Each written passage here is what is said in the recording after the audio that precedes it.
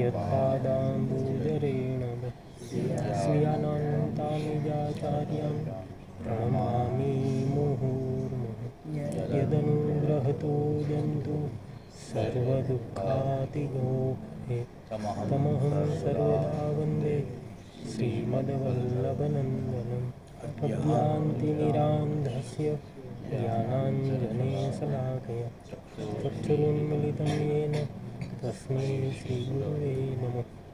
नमामि हृदये शेषे लीलाक्षराब्धिसायिनं लक्ष्मीसहस्रलीलाभिः सेव्यमानं कलानिधिं चतुर्भिश्च चतुर्भिस्तथा षड्भिर्विराजते योऽसौ पंचधारदे। एक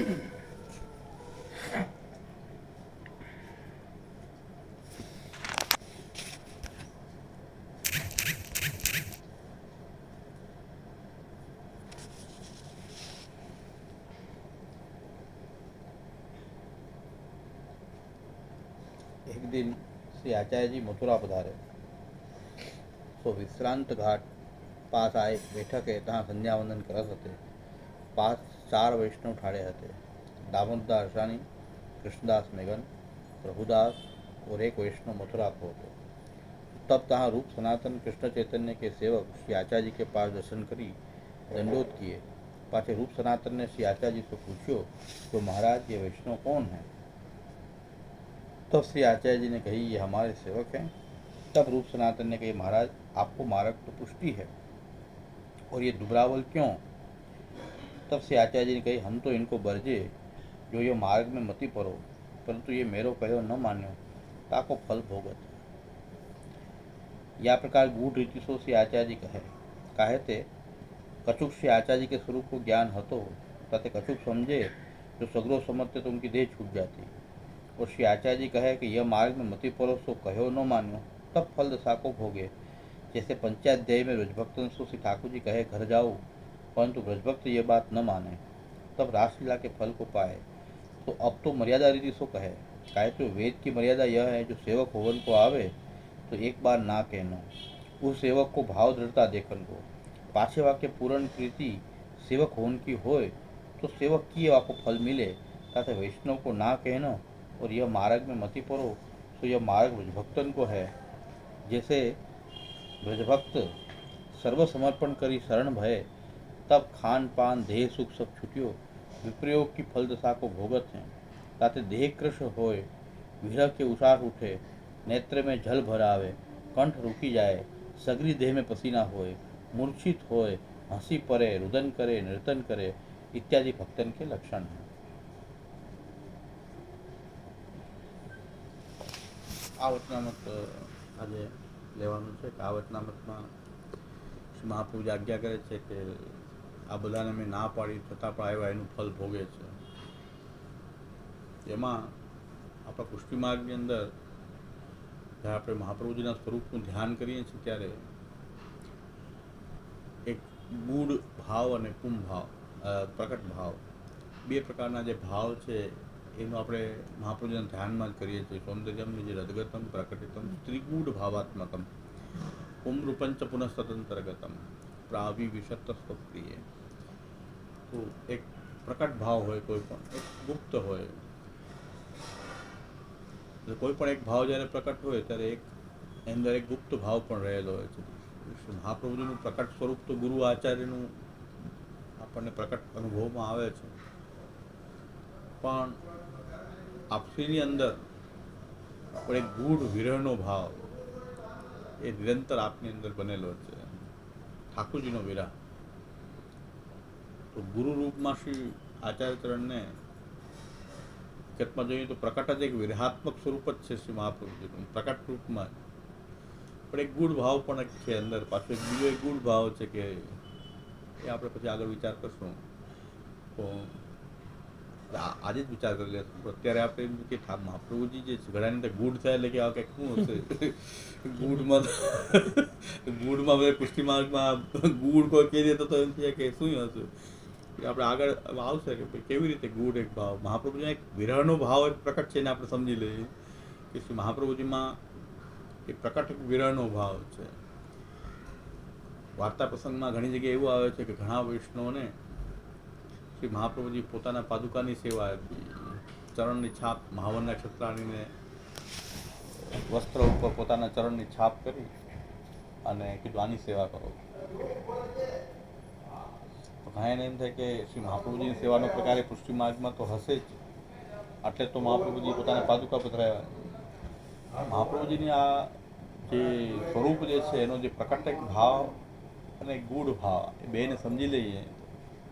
પહેલી વસ્તુ એક છે કે શ્રી મહાપ્રભુજીની સરખામણી શ્રી ગુસાઈજી તો કોઈથી કરવાની ના પાડે છે. એટલે મહાપ્રભુજી કર્યું એમ તો કોઈ કરી શકે એમ નથી, પણ મહાપ્રભુજીના ઉપદેશનું જ પાલન થઈ શકે, કરે એમ તો એ થઈ શકે નહીં, કારણ કે આપની બરોબરી કરીશ એવું કોઈ છે જ નહીં.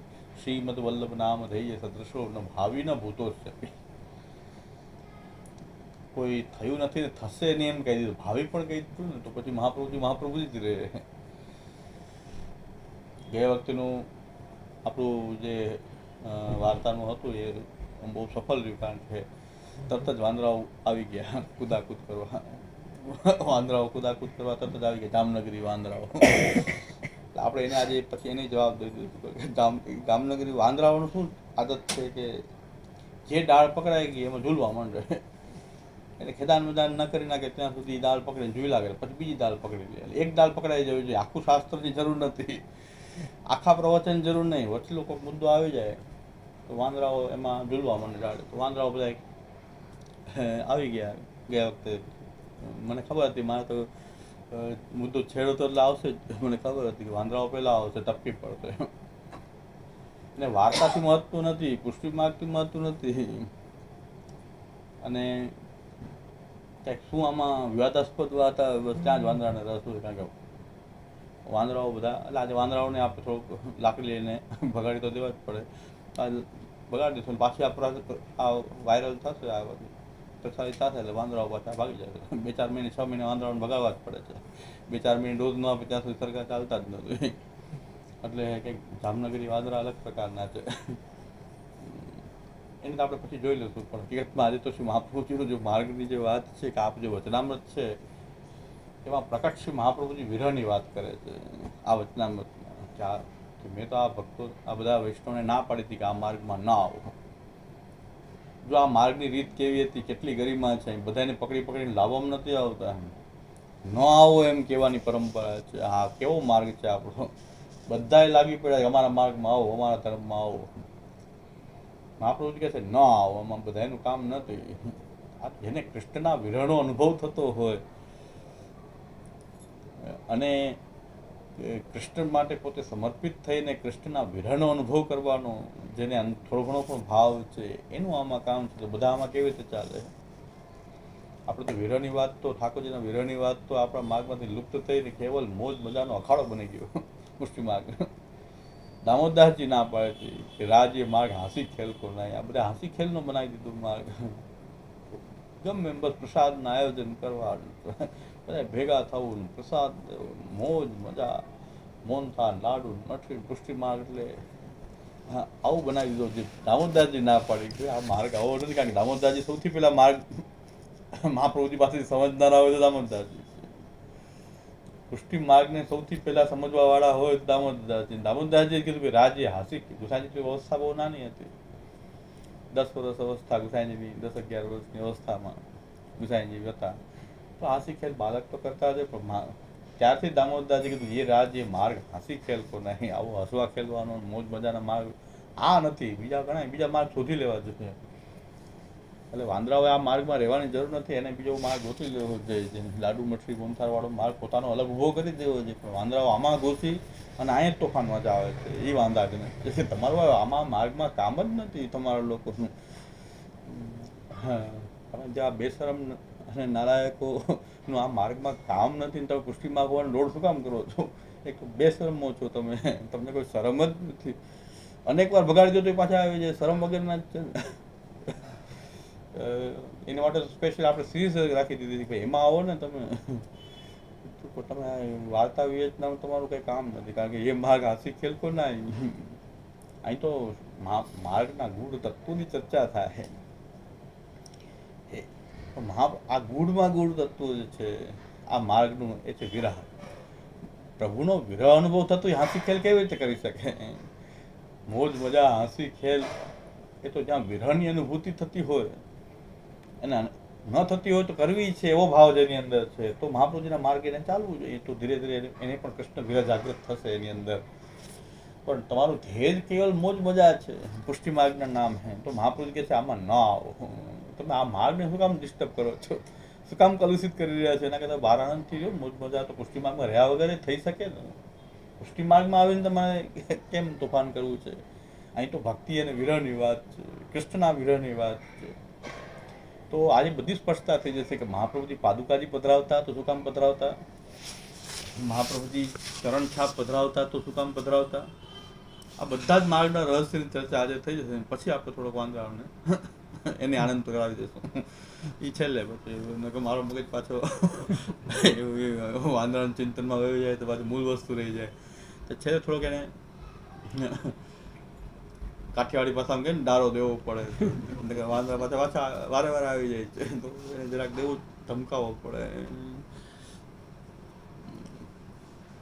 અને હવે પાછા એમ કહે કે અમને કહે છે સમજી લેવું. આ બધા એમ જ માને છે અમને કહે છે. આ પ્રવચનમાં છે શું છે એ ખબર નથી પડતી. હું કોને ઉદ્દેશિત કોક પાછા એમ કે મને કહે છે, કોઈને કહેતો નહીં. હું કહેવાનું તો એનો મતલબ કે તમે જ છો. તો વાંદરાઓને કહેતા તમે ક્યાં વાંદરા છો? તો કદાચ પ્રકટ થશો ને તોય સમજાઈ જશે કે કોણ છે. કે આમ તો વાંદરાઓની વાત કરી, તમે ક્યાં વાંદરા છો? તો હો તો કદાચ પ્રકટ થઈ જતું હશે. એટલે ઘણા લોકોને એવું થાય છે કે આ બધું મને કહે છે, મને કહે છે. હકીકતમાં શાસ્ત્રની વાણી એવી જ હોય છે, શાસ્ત્રની વાણી એવી હોય છે કે દરેકને એવું લાગે છે કે આમાં કંઈક આપણો વર્ણન થઈ રહ્યું છે. ગીતાજીમાં અર્જુન માટેના પ્રશ્ન છે, પણ અર્જુનના પ્રશ્નમાં આપણો પ્રશ્ન સમાવિત થઈ જાય ઘણી વખત.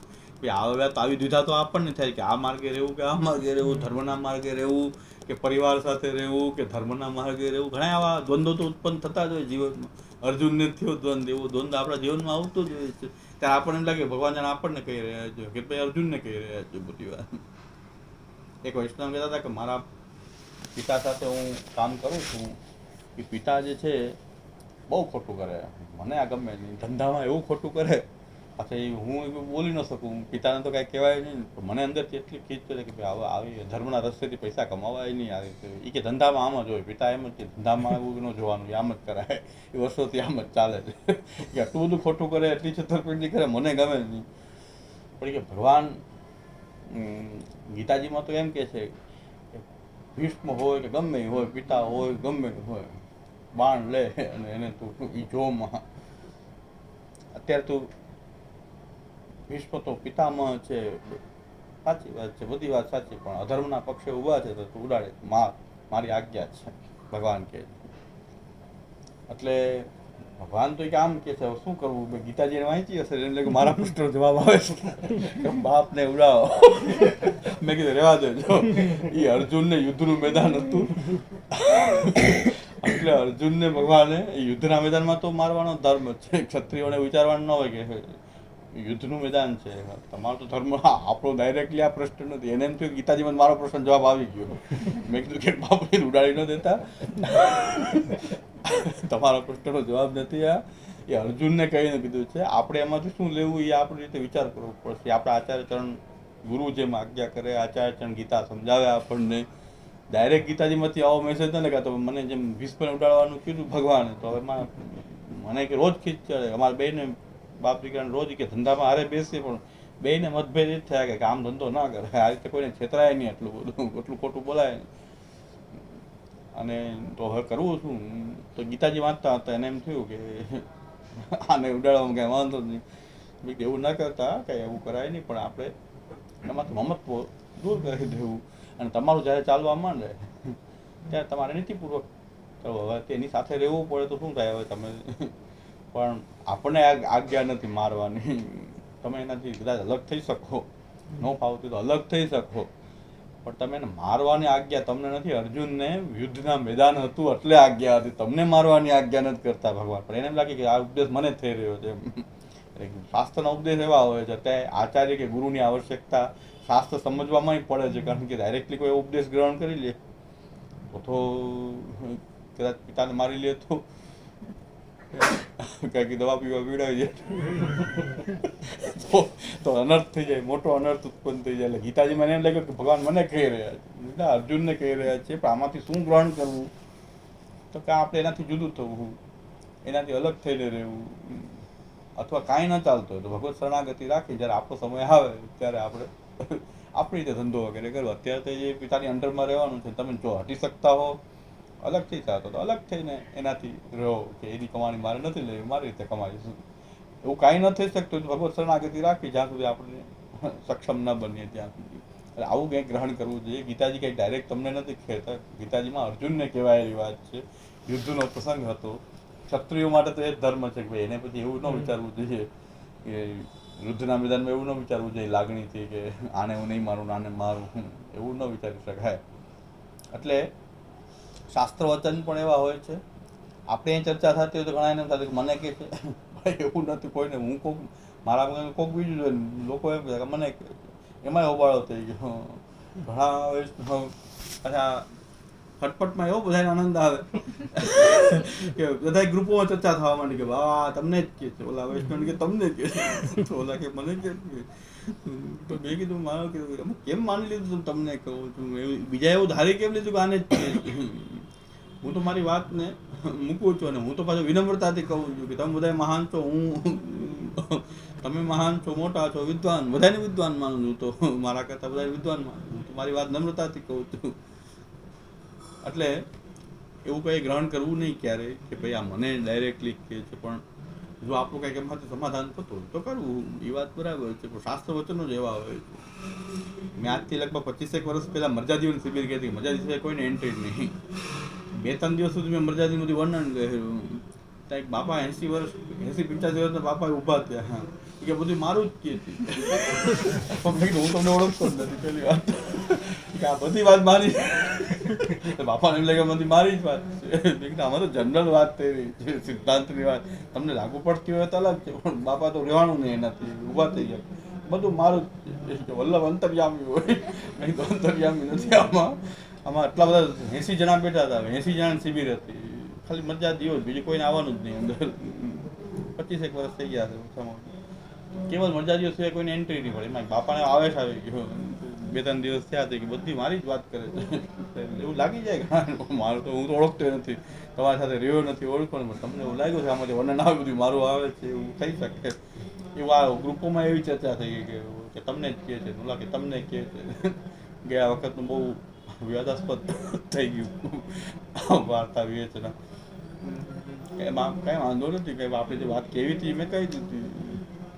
એમાં વાંદરાઓનો આનંદ આવી ગયો અને મજા આવી ગઈ, ડાળ લઈને ઝૂલવા માંડે. એટલે શ્રી મહાપ્રભુજીનો જે માર્ગ જે છે એમાં આવા લોકોનું કામ નથી.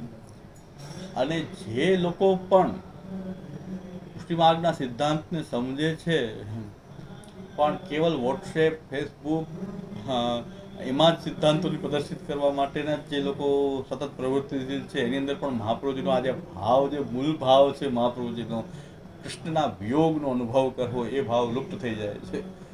કૃષ્ણના વિયોગનો અનુભવ કરવો એ શ્રી મહાપ્રભુજીનો મૂળ ભાવ છે. એટલે હું કે બધાયનો આમાં કામ જ નથી. વિયોગનો અનુભવ તો થતો હોય કે કરવો હોય, થતો હોય અથવા કરવો હોય, એના માટે પુષ્ટિ માર્ગ છે. આ શ્રી મહાપ્રભુજીનો મૂળભૂત ભાવ છે.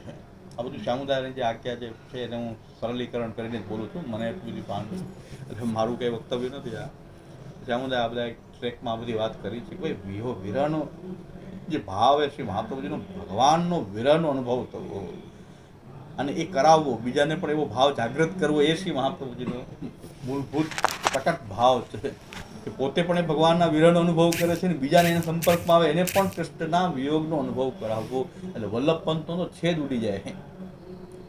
મહાપ્રભુજીનો સંપર્ક થાય અને મહાપ્રભુજી તો કૃષ્ણનો વિરહનો અનુભવ કરાવે છે કે તમે કૃષ્ણનો તમને વિરહ થાય કે હું કૃષ્ણથી કેટલો દૂર છું. શ્રી કૃષ્ણ એ મારી અંદર બિરાજતો મારો પરમાત્મા છે, હું એમની સાથે મારું જીવન જે છે એમના માટે છે ને એનાથી હું કેટલો દૂર છું. એવી સતત અનુભૂતિ જો મહાપ્રભુજીનું સાનિધ્ય રહે તો ભક્તોમાં આ અનુભૂતિ મહાપ્રભુજી કરાવતા હતા. જે પ્રભુદાસજી જલોટાની વાર્તામાં પણ પ્રભુદાસજીને પણ મહાપ્રભુજીએ એ બ્રહ્મ સંબંધ આપીને વિરહનો ભાવ જગાડ્યો. ઘણા કે સેવા તો ન પધરાવી અને બ્રહ્મ સંબંધ તો આપી દીધું. તો હવે તમે આપી રહ્યા છો, મહાપ્રભુજી આપતા હતા. મહાપ્રભુજીમાં વિરહનો ભાવ જગાડી શકતા હતા, કૃષ્ણના વિરહનો ભાવ જગાડી શકતા હતા. હા, તમે પોતે જ કૃષ્ણના વિરહનો અનુભવ નથી કરતા, અને તમે તો કૃષ્ણના નામે ખાલી કમાવાનો ધંધો કરી રહ્યા છો. તમારામાં તો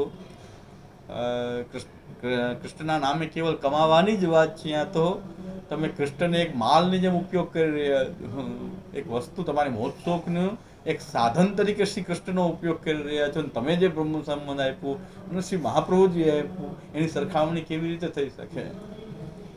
મહાપ્રભુજી બ્રહ્મ સંબંધ આપ્યું, સેવા ન પધરાવી, પણ મહાપ્રભુજી તો કૃષ્ણનો વિરહ જગાડવા માંગતા હતા ને, જગાડી દેતા હતા. એટલું સામર્થ્ય આપનું હતું. અને કૃષ્ણ વિયોગ ભાવ જાગી ગયો તો સેવા કેમ નહીં કરે? કરશે જ. એનું ચેતસ તત્પ્રવણમ થઈ જશે. જો વિરહ જાગૃત થઈ ગયો તો એનું કથાથી પણ ચેતસ તત્પ્રવણમ થઈને સેવામાં પ્રવૃત્ત થઈ જશે. ચેતસ તત્પ્રવણમ રૂપ જે સેવા માનસી, શ્રી મહાપ્રભુજીના સાનિધ્યનો પ્રતાપ એવો વધુ છે. તમારા સાનિધ્યનો શું પ્રતાપ? તમારી સાવ પાસે રહેનારા કાંઈ મૂર્ખના મૂર્ખ જ રહ્યા. આ તમારો પ્રતાપ છે. તમારી આજુબાજુ રહીને આખી જિંદગી જેને વિતાવી, મૂર્ખના મૂર્ખ રહ્યા. પુષ્ટિ માર્ગના પની ખબર ન પડવા દીધી તમે લોકો. તો એ સરખામણી મહાપ્રભુજી સાથે કેવી રીતે થઈ શકે? મહાપ્રભુજી બ્રહ્મ સંબંધ આપતા હતા, સેવા નહોતા પધરાવતા, એટલે અમે પણ એમ કરીએ છીએ. તમે કેવી રીતે બોલી શકો? તમે બોલવાને લાયક છો? કારણ કે કૃષ્ણ વિયોગનો જે ભાવ જે મહાપ્રભુજીમાં હતો, કે મહાપ્રભુજી પોતે નિરંતર કૃષ્ણના વિયોગનો અનુભવ કરતા હતા. જો તમારી અંદર કૃષ્ણ વિયોગની જો ભાવના હોય તો તમે કોઈ પણ પ્રકારથી કોઈ પણ ખોટું કાર્ય કરી શકો જ નહીં. તો તમે ઠાકોરજીની સેવા સ્મરણથી દૂર રહી શકો જ નહીં. જે પ્રાચીન બાળકોનું જીવન સેવા સ્મરણમય હતું, એનું કારણ કે એમાં કૃષ્ણ વિયોગ જનિત થાપ, એ ભાવ એની અંદર એમનો શ્રી મહાપ્રભુજીનો ભાવ એ બાળકોમાં હતો. બાળકો સેવા સ્મરણમાં મગ્ન રહેતા હતા. વૈષ્ણવ જે સેવા સ્મરણમાં મગ્ન રહેતા હતા, એની અંદર કૃષ્ણ વિયોગનો ભાવ જે મહાપ્રભુ જગાવવા માંગતા હતા, એ ભાવ એની અંદર જાગી ગયો હતો કે આપણું જીવન તો સેવા સ્મરણ માટે છે. એક એક ઘડી કરોડન કી જાત, તો હરિહરિ છાંડ કે ઓર ન કીજે બાત, એક એક ઘડી કરોડન કી જાત. આપણી તો એક એક ઘડીની કિંમત એવી છે, કરોડોની કિંમત છે. તે એક એક ઘડી આપણી જઈ રહી છે. હમણાં બધા જોઈ લીધું કાલે ઘડી કી જીવન કેટલું હોય. લંડન જાશું, આમ કરશું, ત્યાં આમ કરશું, લંડન ભણશું, કોઈ ક્યાં ક્યાંય ધર્માનો હોય બધા, પણ કેટલું જીવન કેટલું છે એ બધા અનુભવ કરી લીધું. અને કાંઈ લેવાના દેવા, લંડન જવાવાળા તો એ તો ઠીક છે, પણ કાંઈ લેવાના દેવા ઓલા સ્ટુડન્ટ્સ હતા બધા હોસ્ટેલમાં, એ બધા આવી ગયા. એની ઉપર અચાનક પડ્યું. આવું કાલચક્ર તો ફરી જ રહ્યું છે. આ તો પ્લેન આવ્યું, પણ એનાથી પણ ભયંકર ચક્ર આપણી ઉપર નિરંતર ફરી રહ્યા. તો પ્લેનનું એક ઓચિંતું ઘૂસી ગયું, એના કરતાં ભયંકર ચક્ર આપણા ઉપર ચાલુ જ છે. તો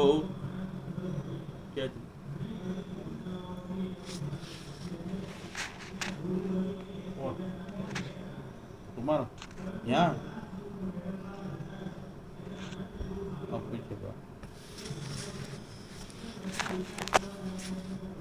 એટલે શ્રી મહાપ્રભુજીનું ધ્યેય હતું કે પોતે કૃષ્ણનો વિરહનો અનુભવ કરતા, એટલે આ રહપ્રિય બિરાજતા હતા.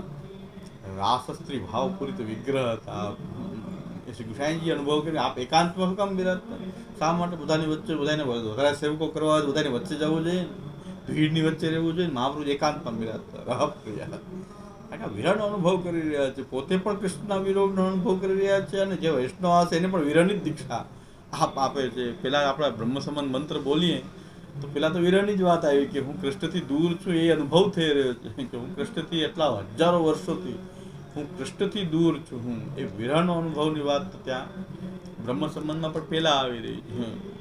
એટલે આ એક બહુ મોટું રહસ્ય છે આપણા માર્ગનું, કે આપણો આ માર્ગ હાથી ખેલનો એટલા માટે નથી કે આ તો કૃષ્ણના વિરહનો અનુભવ કરનારા ભક્તોનો માર્ગ છે, જેને શ્રી કૃષ્ણના વિરહનો અનુભવ થાય છે, એવા ભક્તોનો આ માર્ગ છે, ભક્તિ માર્ગ છે. એ ભક્તિ માર્ગમાં અહીં કોઈ પણ પ્રકારનું દૂષણ હોઈ શકે જ નહીં. જે આવા ભક્તિ માર્ગે એકત્ર થતા હોય તો સેવા સ્મરણમાં પોતાનું જીવન યાપન કરે.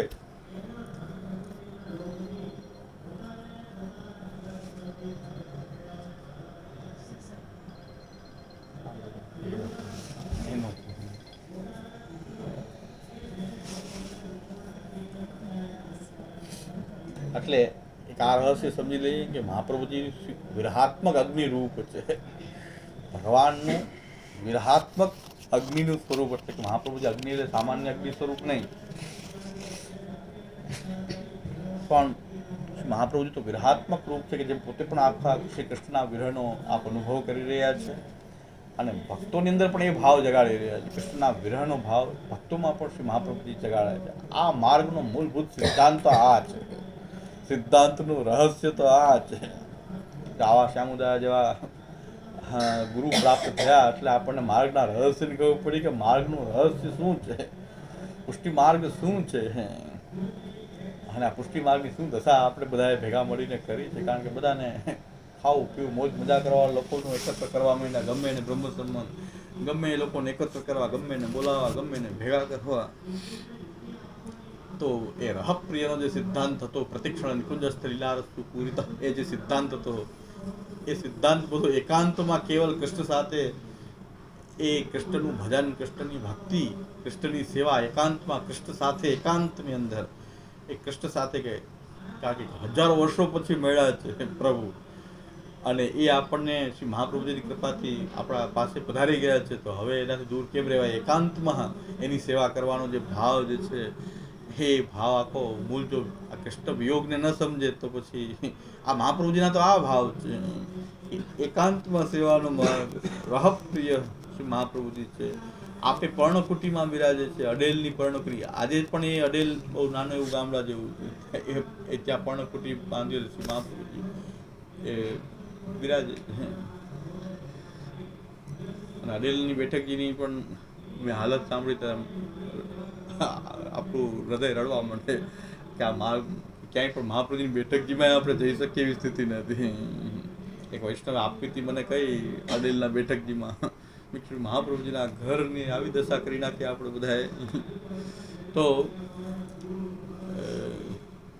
ત્યાંના મુખિયાજીએ એમ કીધું એક વૈષ્ણવને કે આ તો પુષ્ટિ માર્ગ તો જે છે તો રસરૂપ માર્ગ છે. એટલે ઓલા બધાને એમ થાય કે મહાપ્રભુજીનું ઘર અને શ્રી મહાપ્રભુજી ગોપીનાથજી ગુસાઈજીના ત્યાં બેઠકજી છે, સાથે 7 બાળકોમાંથી 6 બાળકોના જન્મ પણ ત્યાં જ છે. આવા સ્થાનમાં મહાપ્રભુને જારી ચરણ સ્પર્શ કરીએ તો જારી ચરણ સ્પર્શ કરવા માટે કીધું કે ક્યાં અપરસ કરવાનું? અહીંયા અપરસ કરો. તો ઓલા સ્ત્રીજનો છે તેને કીધું કે ભાઈ અહીંયા અપરસ કરીએ, ક્યાં કપડાં પહેરવા, ક્યાં બતાવો બધું. તો મુખિયાજી કહે કે खाली नहा लो यहाँ, कपड़ा तो यहाँ के सबके सामने पहने जाते हैं, यहाँ इसको पर्दा वर्दा रखा नहीं जाता. मारो तो रुवाड़ा ઉપર કે આ સ્થિતિ કરી નાખી તમે મહાપ્રભુ સ્ત્રીઓને તમે એવી રીતે એમ કહો હો કે કપડાં અહીંયા સામે બદલો, એમને નાઈને અહીંયા આવી જાઓ. આ પછી તો ખૂબ ઝઘડો થયો, બધું થયું. આ સ્થિતિ આપણે માર્ગની કરી નાખી કે હાંસી ખેલ તો ઠીક છે પણ હવે આ ક્યાં પહોંચાડી દીધું આ માર્ગને. એટલે હું તો કહું છું કે બેઠકજી કોઈ જારીચરણ સ્પર્શ ક્યારે આગ્રહ રાખવો જ નહીં. ઠાકોરજી ઘરમાં જારીજી ભરાવે છે કારણ કે સ્નાન કરવું પડે, સ્નાન કરવું પડે, આ પ્રશ્ન ઊભા છે. તો આવું જે આવું બોલી શકે ન પટાય તે શું લેવાને લાયક છે? શ્રી મહાપ્રભુજીના સ્થાનમાં એ રહેવાને લાયક છે? આવા લોકો અખાડો જમાવી દીધો છે. દુષ્ટે રહેવા વૃત્તે વૈષ્ણવને વાત કરી કે અમને તેવો ભાવ છે કે જારીચરણ સ્પર્શ તો કરી, આજ એટલા દૂરથી આવ્યા છે તો નાહીને કપડાં બદલવાની વ્યવસ્થા નહીં. એ તમે કે સંકોચ શું કામ કરો છો? આવો સંકોચ હોય જ નહીં પુષ્ટિ માર્ગમાં. આવું બોલી આપણું હૃદય કાપી ઉઠે. હૃદય ક્યાંય ભાવ ઘરમાં ઠાકોરજી પધરાવીદા ધારીજી ભરો, ક્યાંય પણ હું તો ના કહું કે ધારીજી ભરો, શું કામ આગ્રહ રાખો છો? આ સ્થિતિ આવી ગઈ છે આપણામાં. આ દશા ઉત્પન્ન કરી દીધી આપણે બધા ભેગા થઈ. આપણે એને પોષણ આપી રહ્યા છે ને, આ બધાને પકડીને મારવા જોઈએ કે ન મારવા જોઈએ? તો આ લોકો તાળનના અધિકારી છે ને, પકડીને મારવા જોઈએ. તમે આ લાયક છો બેઠકજીમાં રહેવા માટે? એ મોટી સેવા થાય. બે ચાર મારી દીધી હોય તો સૌથી મોટી સેવા. મહાપ્રભુજી પ્રસન્ન થઈ જાય. જારી ચરણ ન કરો તો ચાલશે પણ બે ચાર આને દીધી હોય ને તો મેં કીધું મહાપ્રભુજી આ ખરેખર સેવા કરી. આને તો ખરેખર સેવા થઈ જાય. પણ આવું જ આવા સ્થાનો જઈને શું મહાપ્રભુજી કેમ બિરાજતા હોય? બિરાજે જ નહીં. મહાપ્રભુજી કંઈ સ્થાન બદલાવો, થોડું પાછળ રહ્યા જાઓ પણ અહીં નહીં.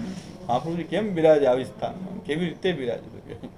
એટલે વૈષ્ણવ પોતાના ઘરમાં ઠાકોરજીને જારીજી ભરવું તો મહાપ્રભુજી મુખારવિંદ રૂપ છે. ઠાકોરજીના મુખારવિંદ રૂપથી મહાપ્રભુજી પણ ત્યાં જ છે. ઠાકોરજી બિરાજે ત્યાં મહાપ્રભુજી બિરાજે જ છે. પણ જરાય સેફટી નથી આજે. આપણે કહેવું પડે કે આ કોઈ જાતની ક્યાંય સેફટી નથી. એટલે ક્યાંય બહુ ભાવલા વેળા કરવા નહીં, કોઈ બહુ ભાવ રાખવો તો ઘરમાં રાખવો જોઈએ ઠાકોરજીનો. કારણ કે આવી પરિસ્થિતિ આવી ઉત્પન્ન થઈ ગઈ છે. વૈષ્ણવ આવી મને વાત કરી કે આવું બહુ દુઃખદ ઘટના છે આ તો શું કરવું હવે. અને વૈષ્ણવ ભાવ થાય સારી વાત, આપણને પણ થાય કે મહાપ્રભુજીનું ઘર અને ત્યાં આપણે આવીએ તો કમસે કમ મહાપ્રભુ સન્મુખ થાય તો દારિદ્ર્ય ભગવાન ભાવ તો આપણામાં જાગી જાય. હું કરી આવ્યો છું લગભગ 18-20 વર્ષ પહેલાં કરી આવ્યો છું, પછી તો ગયો નથી. પણ આપણી સામે તો સીધા જ રહે બધા. અમને તો બોલાવે છે પણ વૈષ્ણવના આવો દુરુપયોગ કરતા હોય. બાકી આપણી સામે તો સીધા જ થઈ જાય, કૃપાણાત કરીને હાથ જોડીને ઊભા રહી જાય. એટલે બધી જગ્યાએ આવું દુષ્ટોનું આક્રમણ થઈ ગયું છે. એ માધવપુરનો મુખિયાજી દુષ્ટ મહાપ્રભુજીની સાડી ધરાવે, બંગડી ધરાવે છે.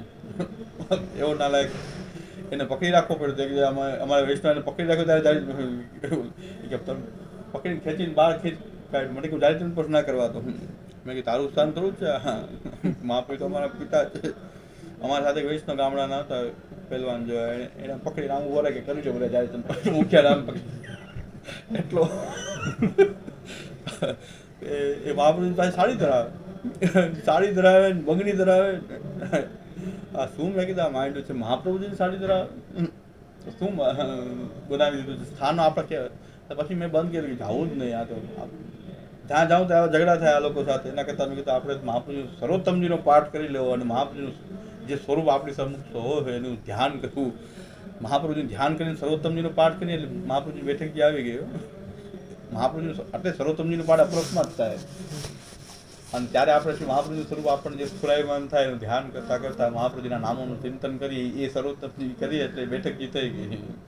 એવી રીતે સર્વોત્તમજીનો પાઠ કરીએ કે શ્રી મહાપ્રભુનું સ્વરૂપનું ચિંતન થાય. આવા લોકો બેઠા છે આપણું મન જ દૂષિત થઈ જાય, આપણું મન એમ થઈ જાય, ક્રોધ આવી જાય આપણને. તો મહાપ્રભુજીમાં ચિત્ત તો રહે નહીં. આવા લોકો સાથે ઝઘડા જ થાય, જ્યાં જાય આવો ઝઘડો થાય.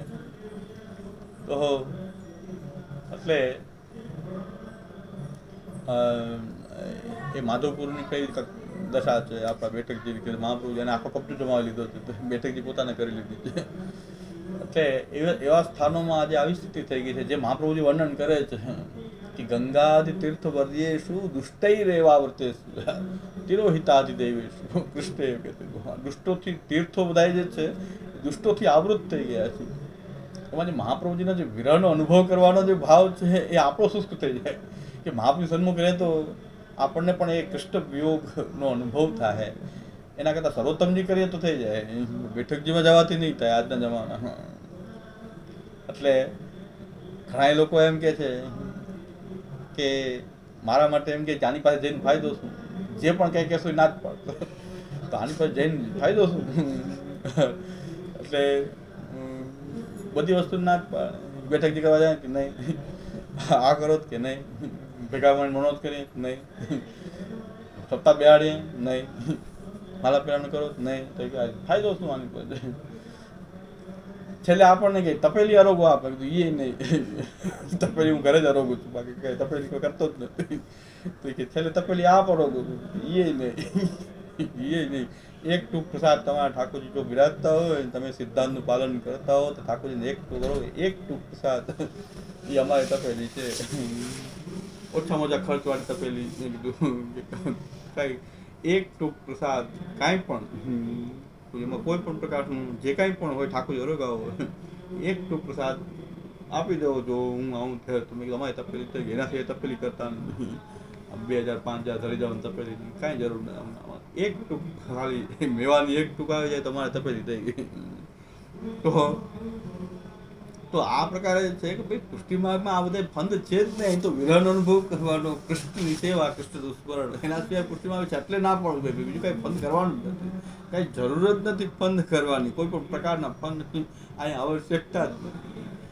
અહીં કૃષ્ણનું સ્મરણ કરીએ છીએ પણ વિરહ ભાવથી હોવાથી આપણે એકલા અહીંયા ભક્તોની વચ્ચે જ કરીએ છીએ. જાહેરમાં બધાને કોઈ ધૂન વગેરે કરતો ને એવો બધો પ્રકાર પણ આપણે ત્યાં નથી પહેલેથી. કારણ કે એ તો સાથે મળી અને શ્રી કૃષ્ણના ભક્તો વચ્ચે જ કરી શકાય. કૃષ્ણ નામનું કીર્તન પણ ભક્તોની વચ્ચે જ, બધાને ગામ આખાને ભેગો કરીને નહીં. કૃષ્ણની કથા કરશું તો આપણે કેવલ ભક્તો સાથે મળીને કરશું. આપણે કૃષ્ણની કથા કે આખું સપ્તાહ બેસાડીને બધા ગામને બેસાડીને આખું ભેગું કરીને નહીં કરીએ આપણે. કારણ કે બધામાં મૂળભૂત ભાવ મહાપ્રભુજીનો કૃષ્ણ વિયોગ અનુભવ થતો હોય, કોઈનો વિરહ અનુભવ થતો હોય, આમાં કે એવો મોજ મજાનો ભાવ કેમ જાગે? વિરહનો અનુભવ કરવાનો હોય ત્યાં મોજ મજાનો ભાવ કેમ જાગે? ભારતની આઝાદી વખતે ગાંધીજીનો બહુ પ્રભાવ બહુ બધે ફેલાઈ ગયો હતો. ગાંધીજી એકદમ ત્યાગની મૂર્તિ ગણાતા હતા. અને પુષ્ટિ માર્ગના મંદિરોમાં તો લાડુ, મોતી, મોહનથાળ, નાન, ઠાકોરજીનો વૈભવ આદિ બધું જોઈએ. ત્યારે ગાંધીવાદીઓએ શ્રી પુરુષોત્તમલાલજી દાદાજી શ્રી પુરુષોત્તમલાલજીને એમ કહ્યું કે તમારામાં તો જો ભોગનો જ માર્ગ છે, આ તો તમારો તો આટલો વૈભવ ને આનો જ માર્ગ છે, લોકો પાસે ખાવાના પૈસા નથી અને તમે ઠાકોરજી માટે એટલો બધો વૈભવ ને આ બધું તમારે ત્યાં હોય છે. ત્યારે દાદાજી પુરુષોત્તમલાલજી બહુ સરસ વાત કરી હતી કે અમારે ત્યાં ભોગનો માર્ગ નથી. અમે તો જે અહંતા મમતાની જે ગ્રંથિ જે છે એને પણ ભગવાનને સમર્પિત કરી રહ્યા છીએ કે અહંતા મમતા જ છૂટે તો અમે તો બધું પ્રભુને સમર્પિત કરી રહ્યા છીએ. અહીં ભોગનો માર્ગ નથી. અમે તો એની જે ગ્રંથિ છે કે જે વિષય તરફ લઈ જનારી જે ગ્રંથિ છે ને અહંતા મમતા, એને પણ ભગવાનને સમર્પિત કરી દઈએ છીએ. એટલે અમે ભોગવાદનું તો મૂળમાં નિરાકરણ કરી રહ્યા છીએ. મૂળમાંથી અમે નિરાકરણ કરી રહ્યા છીએ કે અહંતા મમતા અમારી જે છે એને પ્રભુને સમર્પિત કરી રહ્યા છીએ. અમે ભોગોને ભોગવી નથી રહ્યા, પણ પ્રભુને સમર્પિત કરી રહ્યા છીએ. અને જેના કારણે અહંતા મમતા છૂટી જાય છે કે અહંતા મમતાની પણ ચિકિત્સા થઈ જાય, એ ભક્તિનું અંગ બની જાય.